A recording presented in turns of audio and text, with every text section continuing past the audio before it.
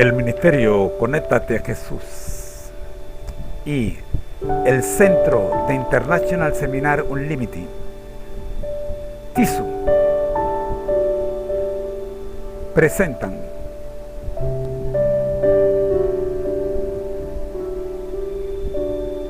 el curso virtual, el deseado de toda la gente.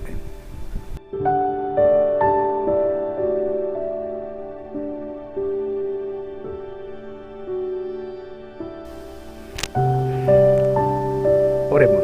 Gracias te damos, Señor, por permitirnos el estudio de tu palabra. Ahora el estudiar el capítulo 15 del deseado de toda la gente. Oramos, buen Dios, para que usted, su Espíritu Santo, nos dirija. Amén. Les recomendamos leer primeramente Juan capítulo 2, versículo 1 al 11. En esta ocasión le agradecemos al Ministerio Lecturas de Esperanza por el audio que a continuación vamos a escuchar. Capítulo 15. En las bodas de Caná. Jesús no empezó su ministerio haciendo alguna gran obra delante del Sanedrín de Jerusalén. Su poder se manifestó en una reunión familiar, celebrada en una pequeña aldea de Galilea, para aumentar el placer de una fiesta de bodas. Así demostró su simpatía por los hombres y su deseo de contribuir a su felicidad. En el desierto de la tentación, él mismo había bebido la copa de la desgracia, y de allí salió para dar a los hombres la copa de la bendición, de su bendición que había de santificar las relaciones de la vida humana. Desde el Jordán, Jesús había regresado a Galilea. Debía celebrarse un casamiento en Caná, pequeño pueblo no lejano de Nazaret. Las partes contrayentes eran parientes de José y María, y Jesús, teniendo conocimiento de esa reunión familiar, con sus discípulos, fue invitado a la fiesta. Allí volvió a encontrarse con su madre, de la cual había estado separado desde hacía cierto tiempo. María había oído hablar de la manifestación hecha a orillas del Jordán en ocasión de su bautismo. Las noticias habían sido llevadas a Nazaret y le habían hecho recordar las escenas que durante tantos años había guardado en su corazón. En común con todo Israel, María quedó profundamente conmovida por la misión de Juan el Bautista. Bien recordaba ella la profecía hecha en ocasión de su nacimiento. Ahora la relación que había tenido con Jesús volvía a encender sus esperanzas. Pero también le habían llegado noticias de la partida misteriosa de Jesús al desierto, y le habían oprimido presentimientos angustiosos. Desde el día en que oyera el anuncio del ángel en su hogar de Nazaret, María había atesorado toda evidencia de que Jesús era el Mesías. Su vida de mansedumbre y abnegación le aseguraba que él no podía ser otro que el enviado de Dios. Sin embargo, también a ella le asaltaban dudas y desilusiones, y anhelaba el momento de la revelación de su gloria. La muerte la había separado de José, quien había compartido con ella el conocimiento del misterio del nacimiento de Jesús. Ahora no había nadie a quien pudiese confiar sus esperanzas y temores. Los últimos 2 meses habían sido de mucha tristeza. Ella había estado separada de Jesús, en cuya simpatía hallaba consuelo. Reflexionaba en las palabras de Simeón: una espada traspasará tu alma. Recordaba los 3 días de agonía durante los cuales pensaba que había perdido para siempre a Jesús, y con ansioso corazón anhelaba su regreso. En el festín de bodas le encontró. Era el mismo hijo tierno y servicial. Sin embargo, no era el mismo. Su rostro había cambiado, llevaba los rastros de su conflicto en el desierto, y una nueva expresión de dignidad y poder daba evidencia de su misión celestial. Le acompañaba un grupo de jóvenes cuyos ojos le seguían con reverencia y quienes le llamaban maestro.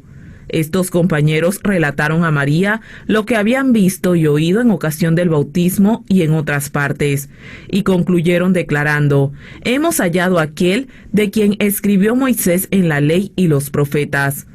Al reunirse los convidados, muchos parecían preocupados por asuntos de interés absorbente. Una agitación reprimida parecía dominar a la compañía. Pequeños grupos conversaban en voz baja, pero con animación, y miradas de admiración se dirigían hacia el hijo de María. Al oír María el testimonio de los discípulos acerca de Jesús, le alegró la seguridad de que las esperanzas que alimentara durante tanto tiempo no eran vanas. Sin embargo, ella habría sido más que humana si no hubiese mezclado con su santo gozo un vestigio del orgullo natural de una madre amante. Al ver cómo las miradas se dirigían a Jesús, ella anheló verle probar a todos que era realmente el honrado de Dios. Esperaba que hubiese oportunidad de realizar un milagro delante de todos. En aquellos tiempos, era costumbre que las festividades matrimoniales durasen varios días. En esta ocasión, antes que terminara la fiesta, se descubrió que se había agotado la provisión de vino. Este descubrimiento ocasionó mucha perplejidad y pesar. Era algo inusitado que faltase el vino en las fiestas, pues esta carencia se habría interpretado como falta de hospitalidad. Como pariente de las partes interesadas, María había ayudado en los arreglos hechos para la fiesta, y ahora se dirigió a Jesús diciendo: «Vino no tienen». Estas palabras eran una sugestión de que él podría suplir la necesidad. Pero Jesús contestó: «¿Qué tengo yo contigo, mujer? Aún no ha venido mi hora». Esta respuesta, por brusca que nos parezca, no expresaba frialdad ni falta de cortesía. La forma en que se dirigió el Salvador a su madre estaba de acuerdo con la costumbre oriental. Se empleaba con las personas a quienes se deseaba demostrar respeto. Todo acto en la vida terrenal de Cristo estuvo en armonía con el precepto que él mismo había dado: «Honra a tu padre y a tu madre». En la cruz, en su último acto de ternura hacia su madre, Jesús volvió a dirigirse a ella de la misma manera al confiarle el cuidado de sus discípulos más amado. Tanto en las fiestas de boda como sobre la cruz, el amor expresado en su tono, mirada y modales interpretó sus palabras. En ocasión de su visita al templo en su niñez, a revelársele el misterio de la obra que había de llevar su vida, Cristo había dicho a María: «¿No sabías que en los negocios de mi Padre me conviene estar?». Estas palabras fueron la nota dominante toda su vida y ministerio. Todo lo supeditaba a su trabajo, la gran obra de redención que había venido a realizar en el mundo. Ahora repitió la lección.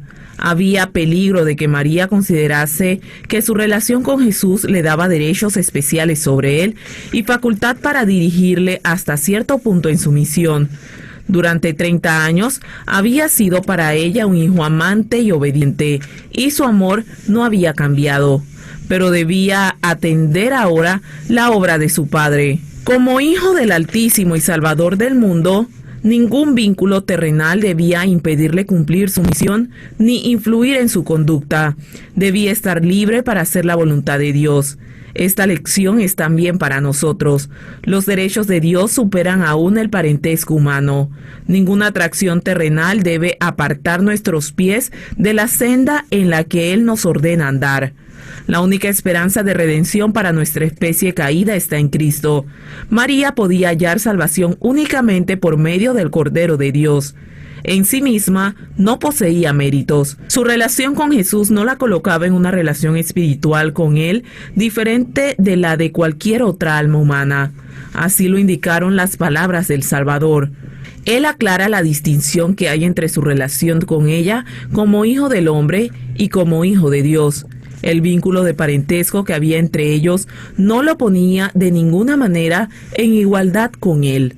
Las palabras «aún no ha venido mi hora» indican que todo acto de la vida terrenal de Cristo se realizaba en cumplimiento del plan trazado desde la eternidad.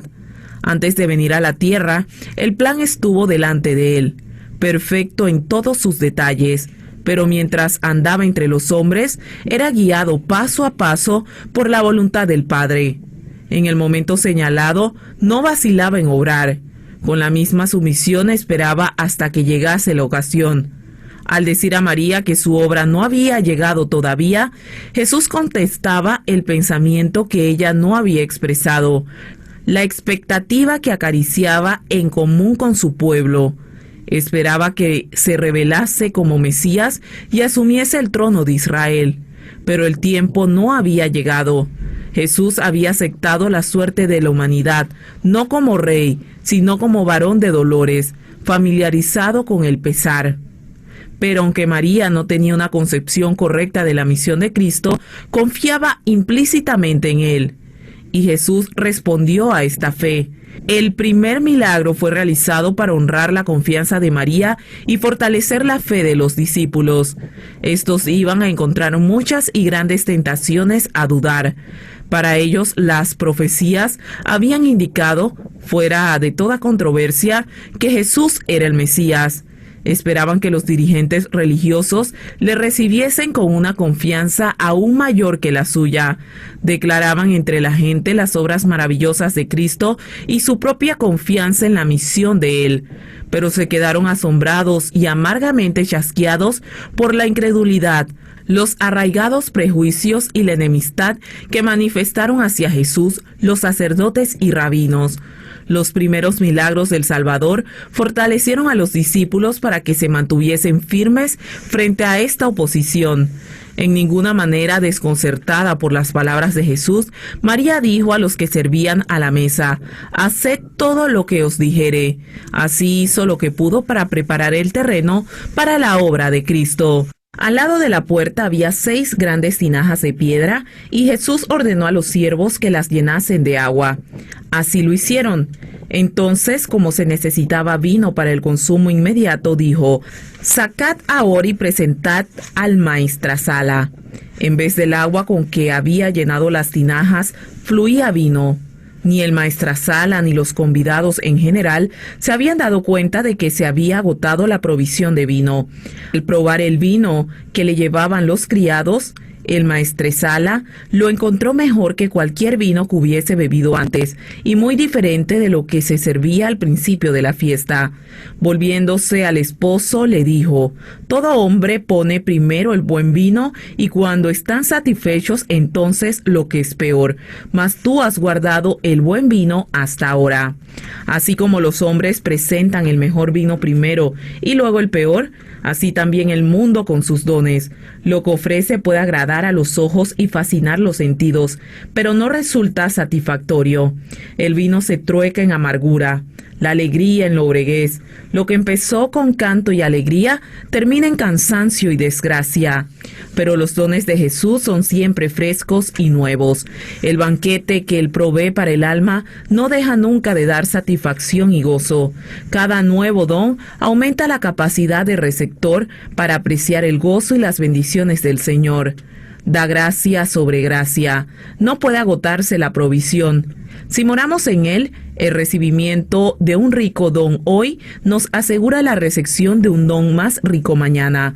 Las palabras de Jesús a Natanael expresan la ley de Dios al tratar con los hijos de la fe. A cada nueva revelación de su amor declara el corazón dispuesto a recibirle. ¿Crees? Cosas mayores que estas verás. El don de Cristo en el festín de bodas fue un símbolo. El agua representaba el bautismo en su muerte. El vino, el derramamiento de su sangre por los pecados del mundo. El agua con que llenaron las tinajas fue traída por manos humanas, pero solo la palabra de Cristo podía impartirle la virtud de dar vida. Así sucedería con los ritos que iban a señalar la muerte del Salvador. Únicamente por el poder de Cristo, obrando por la fe, es como tienen eficacia para alimentar el alma. La palabra de Cristo proporcionó una amplia provisión para la fiesta. Así de abundante es la provisión de su gracia para borrar las iniquidades de los hombres y para renovar y sostener el alma. En el primer banquete al cual asistió con sus discípulos, Jesús le dio la copa que simboliza su obra en favor de su salvación. En la última cena se lo volvió a dar. En la institución de aquel rito sagrado por el cual su muerte había de ser conmemorada hasta que volviera.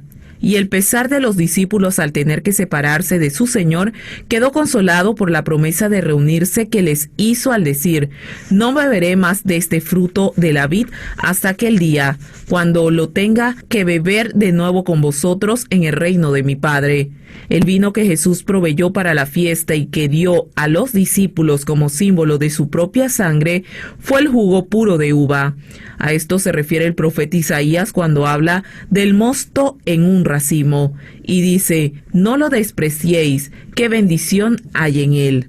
Fue Cristo quien dio en el Antiguo Testamento la advertencia a Israel: el vino es escarnecedor, la cerveza alborotadora, y cualquiera que por ellos errare no será sabio. Y él mismo no proveyó bebida tal. Satanás tienta a los hombres a ser intemperantes para que se enturbie su razón y se emboten sus percepciones espirituales. Pero Cristo nos enseña a mantener sujeta la naturaleza inferior. Toda su vida fue un ejemplo de renunciamiento propio. A fin de dominar el poder del apetito, sufrió en nuestro favor la prueba más severa que la humanidad pudiese soportar. Cristo fue quien indicó que Juan el Bautista no debía beber ni vino ni bebida alcohólica. Él fue quien ordenó abstinencia similar a la esposa de Manoa. Y él pronunció una maldición sobre el hombre que ofreciese la copa a los labios de su prójimo. Cristo no contradice su propia enseñanza. El vino sin fermentar que él proveyó a los huéspedes de la boda era una bebida sana y refrigerante. Su efecto consistía en poner al gusto en armonía con el apetito santo. Al observar los huéspedes la calidad del vino, las preguntas hechas a los criados provocaron de su parte una explicación del milagro. La compañía quedó por un momento demasiado asombrada para pensar en aquel que había realizado esta obra maravillosa. Cuando al fin le buscaron, descubrieron que se había retirado tan quedamente que ni siquiera lo habían notado sus discípulos. La atención de la gente quedó entonces concentrada en los discípulos.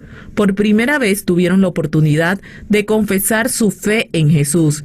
Dijeron lo que habían visto y oído al lado del Jordán, y se encendió en muchos corazones la esperanza de que Dios había suscitado un libertador para su pueblo. Las nuevas del milagro se difundieron por toda aquella región y llegaron hasta Jerusalén. Con nuevo interés, los sacerdotes y ancianos escudriñaron las profecías relativas a la venida de Cristo.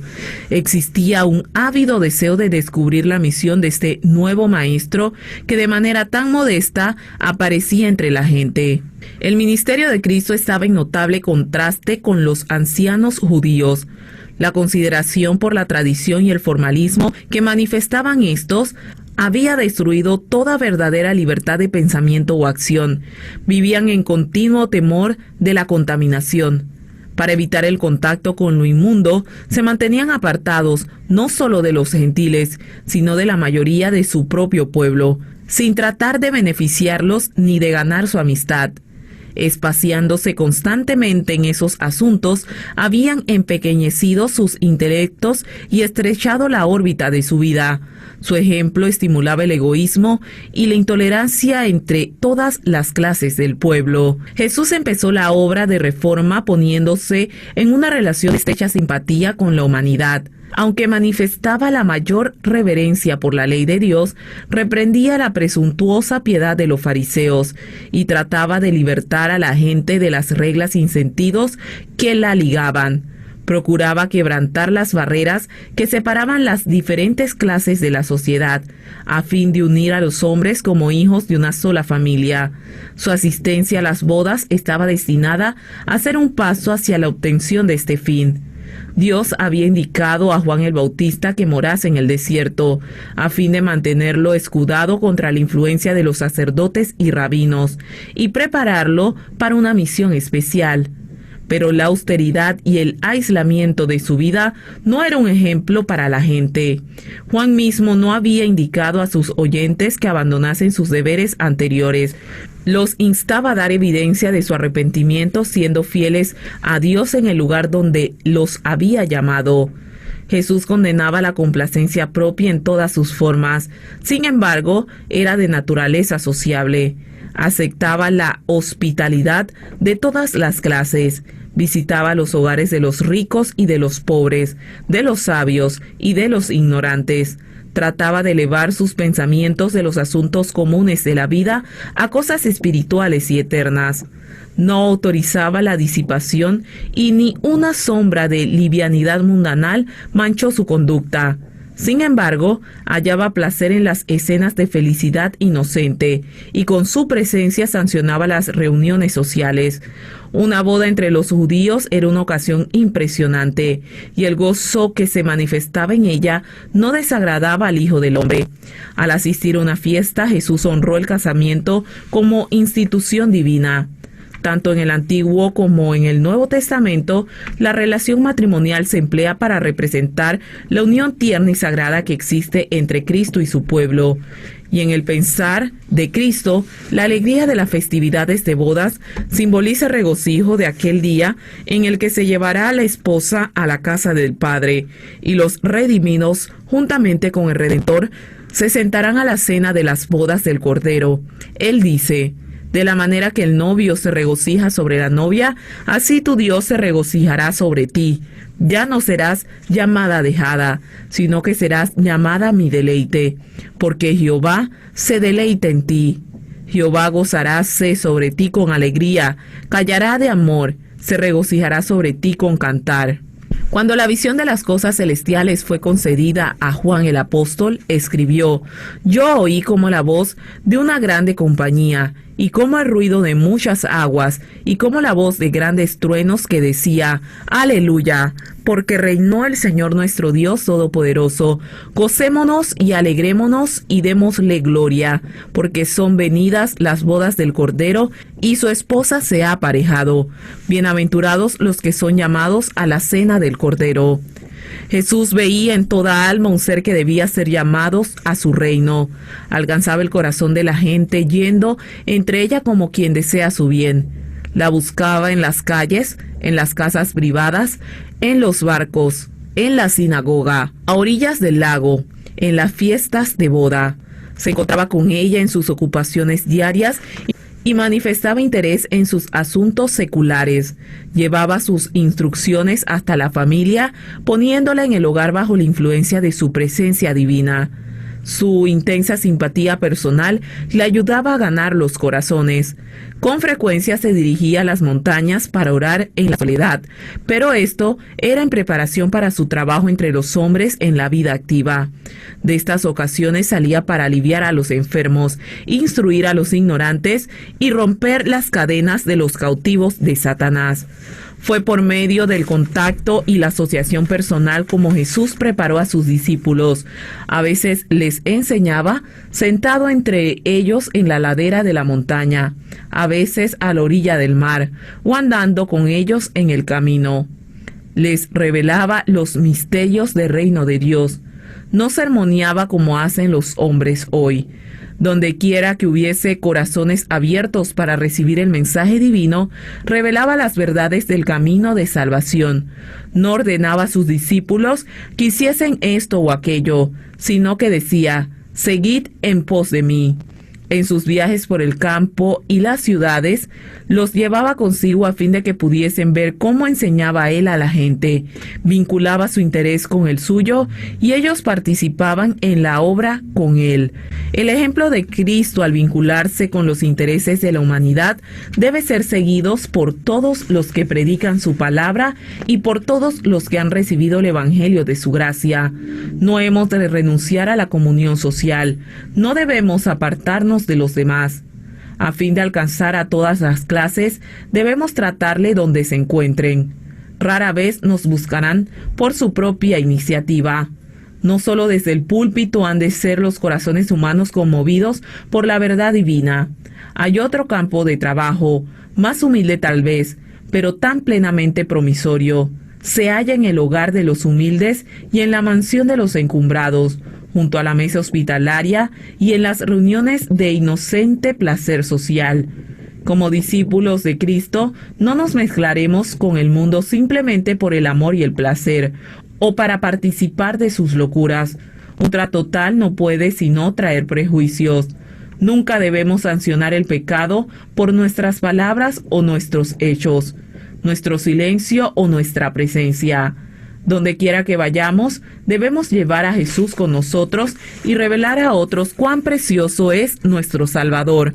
Pero los que procuran conservar su religión ocultándola entre las paredes, pierden preciosas oportunidades de hacer bien. Mediante las relaciones sociales, el cristianismo se pone en contacto con el mundo. Todo aquel que ha recibido la iluminación divina debe alumbrar la senda de aquellos que no conocen la luz de la vida. Todos debemos llegar a ser testigos de Jesús. El poder social santificado por la gracia de Cristo debe ser aprovechado para ganar almas para el Salvador. Ve al mundo que no estamos egoístamente absortos en nuestros propios intereses, sino que deseamos que otros participen de nuestras bendiciones y privilegios. Dejémosle ver que nuestra religión no nos hace faltos de simpatía ni exigentes. Sirvan como Cristo sirvió, para beneficio de los hombres, todos aquellos que profesan haberle hallado. Nunca debemos dar al mundo la impresión falsa de que los cristianos son un pueblo lóbrego y carente de dicha. Si nuestros ojos están fijos en Jesús, veremos un Redentor compasivo y percibiremos la luz de su rostro.